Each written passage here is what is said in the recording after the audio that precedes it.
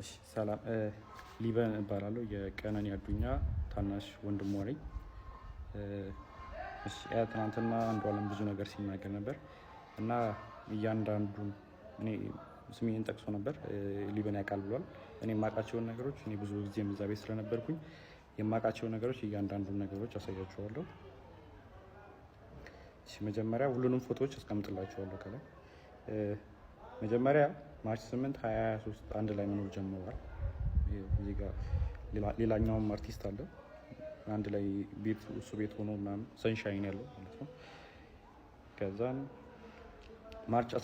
ማርች 8 አንድ ላይ መኖር ጀምረው ማርች 19 ላይ ነው ልደት እያከበረች ነበር። የልደቷ ቀን ነው የመጀመሪያው የደበደባት ማለት ድብደባ አንዷለም ጎሳ ያደረገባት ቀን ላይ ማለት ነው።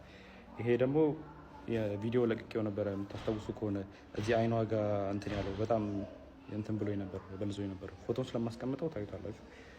እዛ ላይ የነበረው ነው የመጀመሪያው እሱ አለ።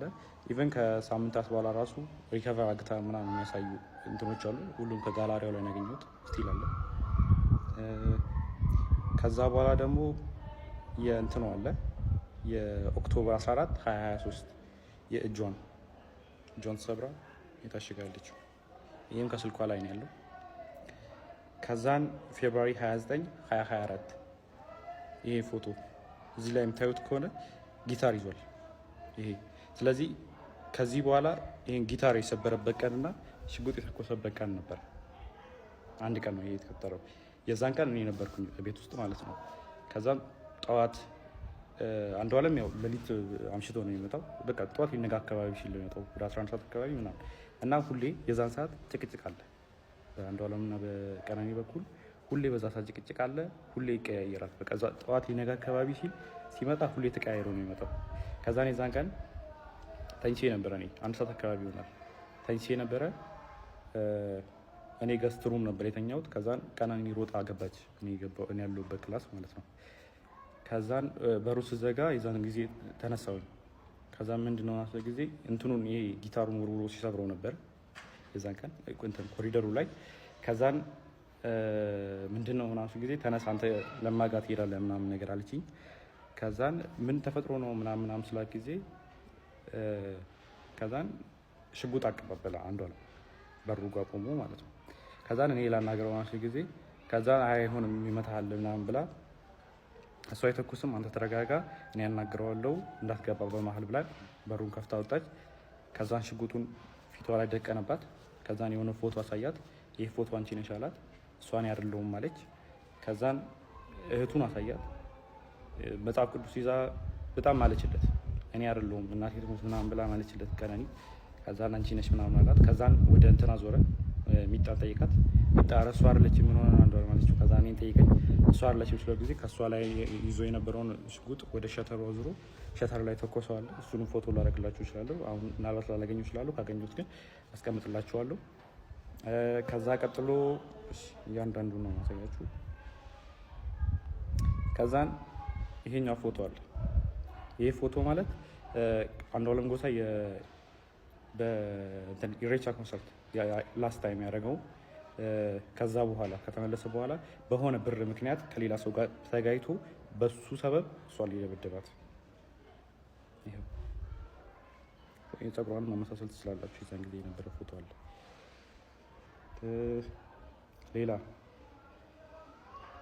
ሌላ ጃንዋሪ 27 2025 ይሄ ፎቶ አለ። ይሄ ደግሞ ከመሞታ 1 ወር ከ15 ቀን ወይ 1 ወር ከምናምን ነው የሚሆነው። ጃንዋሪ 27 ማለት እሷ ማርች 11 አካባቢ ነው። ስለዚህ በጣም 1 ወር ከ15 ቀን ማለት ይቻላል። የዚህን ቀንም እኔ እዛ ቤት ነበር። ማታ መብራት የለም ነበረ። ከዛን አንድ ላይ እየተጫወትን ነበረ። እሱ ነው አብሮን ነበረ። እህቱም ነበረች። አንድ ላይ እየተጫወትን ነበረ። ከዛን 4 ሰዓት አካባቢ የሆነ የሚጠቃቀማቸው ነገሮች አሉት እሱ የራሱ የግል ሱሶች ምናምን ነገር አሉበት። ከዛን እሱ ሊጠቀም ስለፈለገ የሚጣናተኝ ወይ ምናምን ሲላክ ጊዜ ከዛን ያው እኔ ፊት ማድረግ ስለደበረው ይሆናል ምናምን ብዬ እኔም ገብቼ ተኛው። የሚጣምተኛል። ከዛን ወደ 10 ሰዓት 11 ሰዓት አካባቢ መሰለኝ በጣም ጭቅጭቅ ሰማሁ እና እኔ የሚጣ ክላስ ነበርኩ። ከዛን ከሚጣ ክላስ ወደዚህ የሚጠጋው ገስት ሩሙ አለ።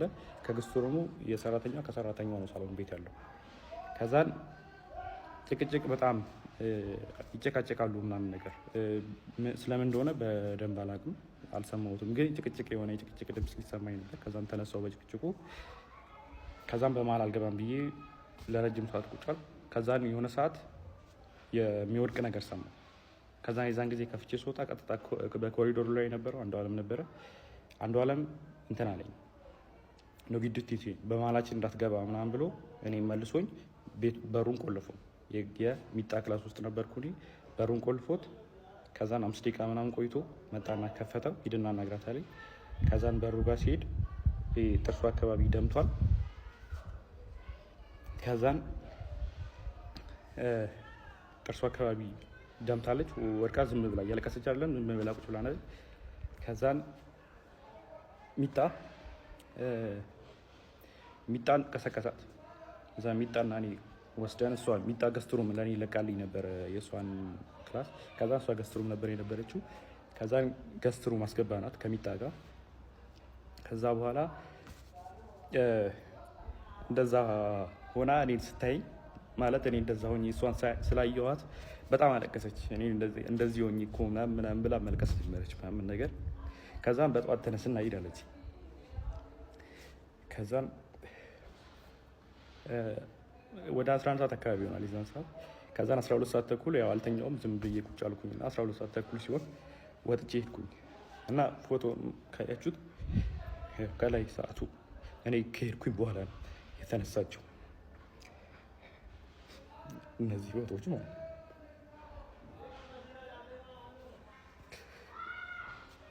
ሌላ ደግሞ ስለ እንትኑ ጉዳይ እሷ ከመሞቷ ከሳምንት በፊት የእንትን ምርመራ አግታ ነበር፣ የመካንነት ምርመራ ማለት ነው። ይሄ ያደረገችው ይኸው ፍራይዴ ማርች 7 አርብ ቀን ማለት ነው። እሷ የሞተችው ማክሰኞ ቀን መስለኝ እና ቀኑ አለ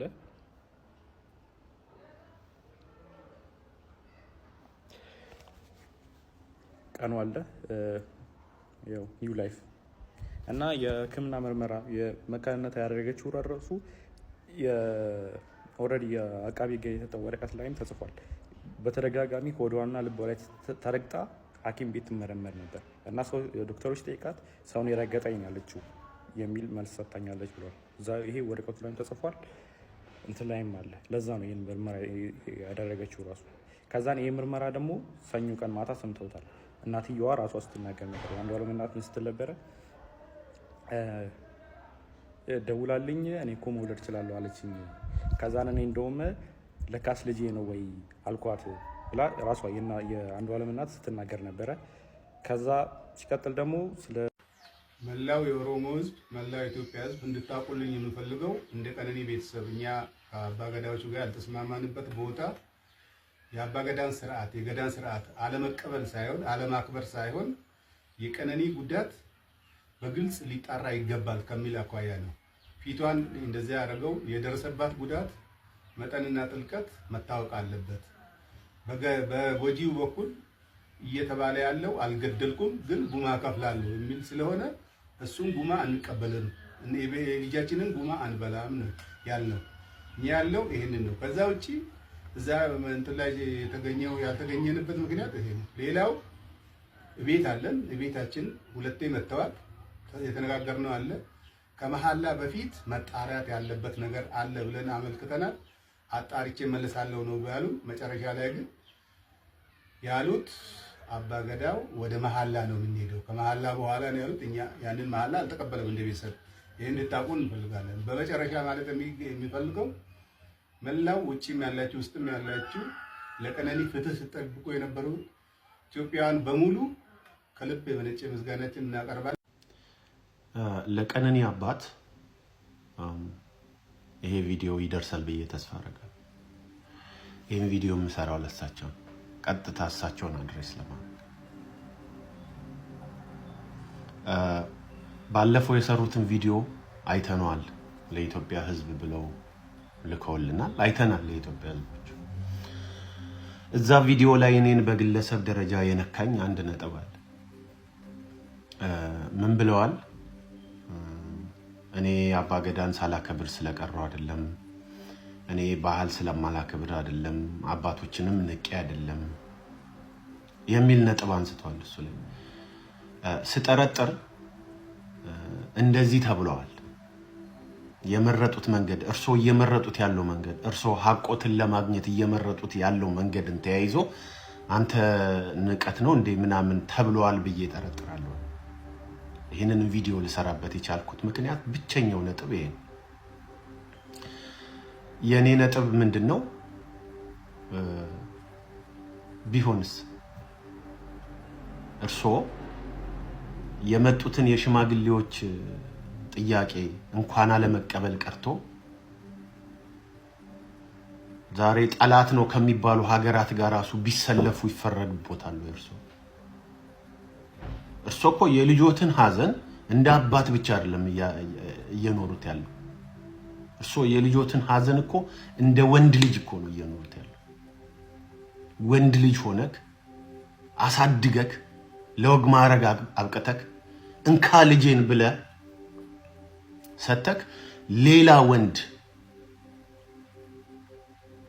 ደሟን ሲያፈስ፣ ሌላ ወንድ ደረቷ ላይ ቆሞ ሲያስጨንቃት፣ ሌላ ወንድ ሲኦል የሆነ ህይወት ሲሰጣት እንደ አባት ብቻ አይደለም እንደ ወንድ ልጅ እኮ ልጄን አልደረስኩባትም የሚል ህመም እኮ ዝም ብዬ ሳስበው ለዚህ ነገር ተጠያቂ ናቸው ከሚሏቸው ሰዎች በላይ ራሶቱን እየወቀሱ ያሉ ኖት ብዬ ነው ማስበው። ሀዘኑ እንደዛ ስለ አልደረስኩላትም ለልጄ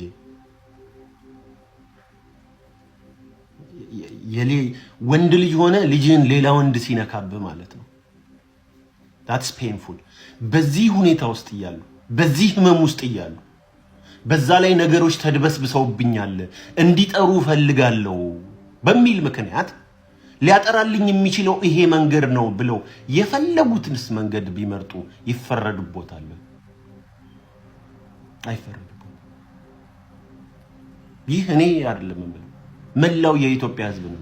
ምንም አይነት መንገድ ቢይዙ፣ ምንም አይነት ጥያቄ ባይቀበሉ፣ ምንም አይነት ግብዣ ባይቀበሉ፣ ምንም አይነት የእርቅ ጉዳይ ነገሮች ይሄ መስተካከል አለበት ብለው ቢጠይቁ፣ ምንም ቢያረጉ የሚፈርድቦት ሰው በዚህ ህመም ውስጥ እያሉ ሀገር ቢክዱ አልፈርድቦትም ስሎት። በዛ ላይ አንድ መነሳት ያለበት በጣም ትልቅ ነጥብ አለ። ዝናና ብር የማይነካው ቦታ የለም።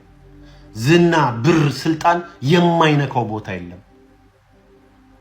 ብር ከሌለክ፣ ዝና ከሌለ፣ ስልጣን ከሌለ ተስፋ አንድና አንድ ብቻ ዕውቀት።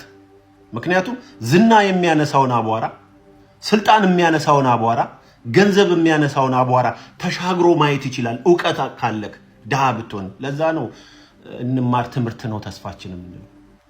ስለዚህ አንዳንድ ብሮች የሚያነሷቸው አቧራዎች አሉ፣ ስልጣኖች የሚያነሷቸው አቧራዎች አሉ። ምሳሌ ማንሳት ይችላል። ኦቦ አዱኛ የመምህራን ማህበር የሚባል አለ፣ የጤና ባለሙያዎች ማህበር የሚባል አለ፣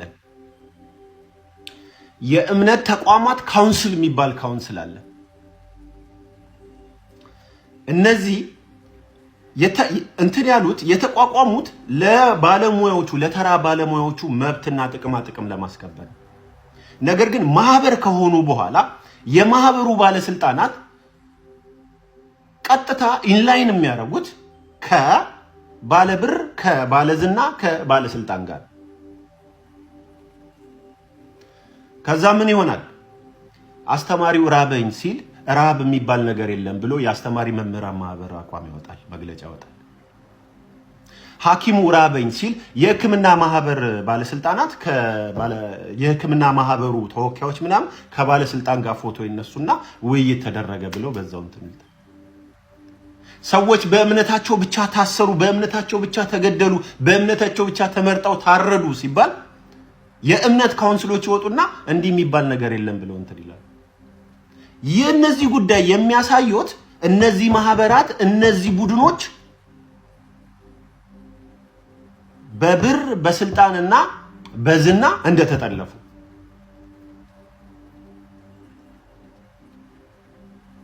ይህንን መጠርጠር እንደዚህ ሊሆን ይችላል ብሎ መጠርጠር ማለት ያን ያክል ስርዓታችንን ካርክ ማለት ነው። ስርዓታችንን እንትን አላልክም ማለት ነው ምናምን ሊባል አይችልም። እኔ የማየው በዚህ መልኩ ቢሆንስ ደግሞ አላከብርምስ ቢሉ ደግሞ አልፈርድቦትም። የኢትዮጵያ ሕዝብ አይፈርድቦትም፣ ማንም አይፈርድቦትም። ይህን ስል አንድ ነጥብ በጣም ክሊር ማድረግ እፈልጋለሁ። እከሌ አጥፍቷል፣ እከሌ ወንጀለኛ ነው፣ እሱ በምርመራ ውስጥ ይጣራ እያልኩኝም አይደለም። እሰሩት እሱ ነው ያደረገው እያልኩም አይደለም። አትሰሩት እሱ አላረገም እያልኩምም አይደለም። አልጠራም። ይሄ ጉዳይ ብዙ ነገሮች አሉ፣ እንዲህ የሚያስብሉ ነገሮች አሉ። በህግ መልኩ እንደዚህ ይዘነዋል። ብዙ ያልገቡኝ ነገሮች አሉ። ሊያጠራልኝ የሚችል ሊገባኝ የሚረዳኝ መንገድ ይሄ ነው ብለው ምንም መንገድ ቢመርጡ ግን ስለማያከብሩ ነው ተብለው በአማርኛ ስሙ ምን እንደሆነ አላውቅም። ጋዝ ላይት የሚባል ቃል አለ። ምን ይሉሎታል? አንድ ሰው ይመጣና ሞራሎትን ከደካ በኋላ ገራሚ ክፉ ቃል ከተናገሩት በኋላ ከሱ ቃል ጋር ከሱ ንግግር ጋር ተያይዞ ሲቆጡ ምን ይላል? የተናገረውን ነገር ሳያሳስበው ምን ይላል? አይ እኔ የተናገርኩት በዛ ደረጃ ሳይሆን አንተ በቀላሉ የምትከፋ ሰው ስለሆንክ ነው ይላል። ከፍታፍነቱ ሳይሆን የሚታየው የእርሶ በሱ ንግግር መናደድ ነው የሚታየው። ጋዝ ላይቲንግ ይባላል። ይሄ ከባድ የሳይኮሎጂ ማኒፑሌሽን። አላከብሩም ቢባሉ ማኒፑሌሽን ሊሆን ይችላል። ንቀት ነው ወይ ቢባሉ ሊሎት የሚል ይችላሉ። ማኒፑሌሽን ሊሆን ይችላል። ጋዝ ላይት ሊሆን ይችላል። ከአቧራ ዝና፣ ብር፣ ስልጣን፣ እውቅና ካነሳው አቧራ አሻግረን የምናየው የኢትዮጵያ ሕዝቦች ግን ምንም መንገድ ቢመርጡ ሀዘን ላይ እስከዛሬ ሀዘኖት እንዳልወጣ አይኖት ላይ የሚያስታውቃል። ሊወጣም አይችልም። እንደ አባት ነው የሚያዝኑት፣ እንደ ወንድ ልጅ ነው የሚያዝኑት። ወንድ አባት ሆነክ ወንድ ሆነክ ወንድ ልጅ በሰው ሲገደልና ወንድ ልጅ በሰው ሲበደልና ወንድ ልጅ በሰው ሲደበደብና ሴት ልጅ በሰው ስትደበደብ እንደ ወንድ ስሜቱ በጣም ይለያያል። እንደዛ አይነት ሀዘን ውስጥ ነው ያሉት። ምንም መንገድ ቢመርጡ ምንም አይነት መልኩ ቢከራከሩ በርሶ የሚፈርድ ንቀት ነው ወይ ባህል ትተው ነው ወይ ሽማግሌ ንቀው ነው ወይ ቢባሉ ሁሉ እንኳን ከዛ ቀርቶ ከኤርትራ ጋር ቢሰለፉ ከሶማሊያ ጋር ቢሰለፉ የሚፈርድቦት ሰው የለም። ዊ አንደርስታንድ። ህመሞትን እናውቃለን። ህመሞትን ይሰማናል። ስብራቶት ይሰማናል። ስለዚህ ማንም ሰው መጥቶ አንተ ንቀት ነው እንዴ ቢሎት ራሱ እሳይ እንደ ንቀትም ካየው በሉልኝ። የልጅን ጭቡ ለማጥራት የማረገው ሙከራን እንደ ንቀት ካያስከው ቻው በሉልኝ። የልጅን ጭቡ ለማውጣት ሀዘኔን ፍትሄን ለማግኘት የምመርጠው መንገድ የሀገር ሽማግሌዎችን መናቅ ነው ብለህ ካየኸው ደናደረ በሉልኝ። ደናደረ በሉልኝ። እንኳን ይሄን ቀርቶ ሌላም ባረግ የሚረዳኝ ብዙ ሰው አለ በሉልኝ። አልናቁም። ክብር እንትን አላሉም። የሀገር ሽማግሌ አልናቁም። ምንም አይነት ስርዓት አልናቁም። እኛ የምናየው የልጁን ፍትህ ለመፈለግ ቀን ከሌሊት የሚጥር አባትና አባት ብቻ። ሽማግሌ የሚንቅ የሀገር ባህል የሚንቅ ስርዓትን የማያከብር ሰው አናይም። እሱን አይደለም እያየን ያለን። እሱን ያየ ከሆነ በገንዘብ በእውቅናና በስልጣን አቧራ አይኑ የተጨፈነ ይሄው ነው።